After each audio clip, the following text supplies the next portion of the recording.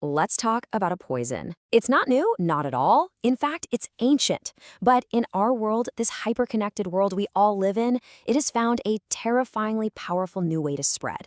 This is the story of an invisible threat that's been with us since, well, the dawn of civilization. And now it's right here, in the palm of our hands. From the very beginning, this has always been a story about one thing: trust. It's what we build everything on: our societies, our friendships, our nations. And just like in those old kingdoms, the biggest danger isn't always the one you see charging at the gates. No, it's the one that eats away at that foundation of trust, silently, from the inside out. So to really understand how this poison works today, we've got to go back. We need to look at the original blueprint, the timeless art of deception. What's so fascinating about this piece of ancient wisdom is its focus. It's not worried about invading armies or big flashy threats. It's a warning that in the halls of power, a single malicious word, a carefully planted whisper, was enough to bring an empire to its knees. The real danger was never the shout. It was always the whisper. This whole idea is just perfectly captured in an old fable. Picture this: a mighty lion and a powerful ox. They're the best of friends, inseparable. Their bond is legendary, a real symbol of strength and loyalty. You'd think nothing could break them, right? Their friendship could handle any hardship you threw at it. War, hunger, you name it. They were rock solid. Their trust in each other seemed absolute, unshakable. But their downfall came from a single, cunning jackal who didn't use claws or teeth. He used words, just words.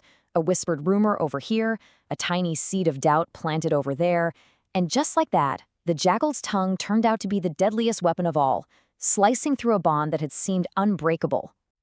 So this ancient poison, it actually has a name: calumny. We'd probably call it slander today, and its mechanism is just so insidious.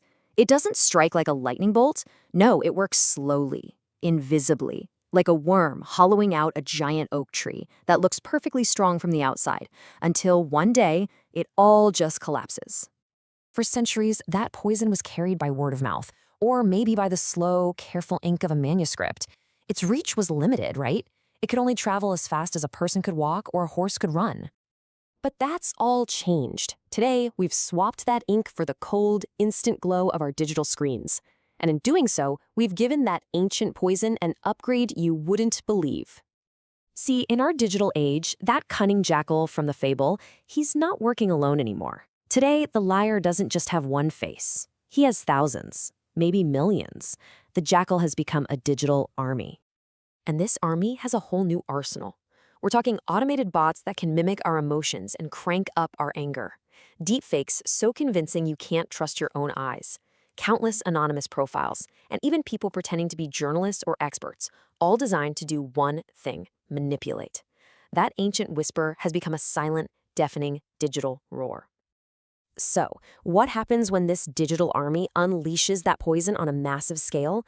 Well, the consequences are devastating, and not just for one person, but for all of us. It happens in stages. It's like a domino effect. A society that's drowning in disinformation first loses its grip on what's true. Once the truth is gone, trust is the next thing to go. And when you can't trust anything or anyone, you lose the most important thing of all: your ability to tell right from wrong, your discernment.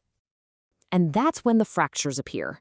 Society starts to break apart, like a vase dropped on a stone floor.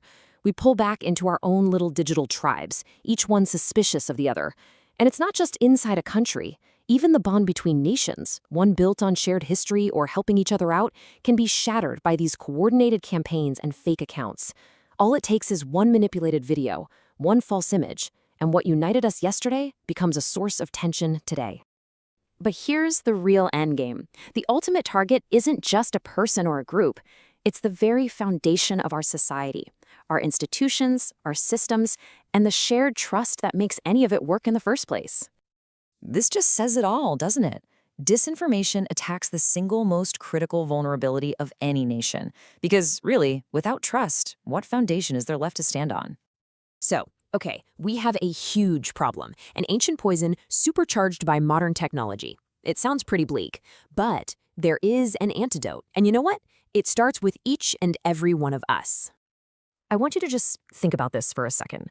With all these powerful tools pointed at us, bots, deepfakes, fake accounts, where does our real power even lie? What's our best defense? The answer is actually pretty simple. The antidote isn't some new technology or fancy law. It's us. Our first and our most powerful line of defense is how we choose to behave in this crazy new environment. And here's the game plan. It's a simple set of reflexes. First, just pause. Don't let your emotions get the best of you and make you react instantly. Second, verify. Who's saying this? Is this source even credible? Third, question the intent. Was this post designed to shock you, to make you angry? And finally, the most powerful step of them all, abstain. Don't engage. Don't share it. You are literally cutting off the manipulator's oxygen. Because here's the hard truth. When we share a rumor or a piece of disinformation, even if we're not totally sure about it, we become an accomplice. Every single share gives that lie more power, more visibility, and it chips away at the very foundations we've been talking about. But here's the good news. Just like disinformation spreads like wildfire, so does vigilance. These simple reflexes, they're contagious. Talk about them with your friends, your family. Show them how to spot a fake. Explain why that shocking headline needs to be checked before it gets shared. This is how we turn our individual defense into a collective shield. And that's the ultimate goal, isn't it? To fight back against this flood of lies and to find our footing again on the solid ground of a shared, verified truth. That is where our real collective strength is found. So we end right back where we started. That ancient whisper of the jackal is now a deafening digital roar, fighting for our attention every second of every day. The only question that really matters now is a personal one for you. How will you choose to listen?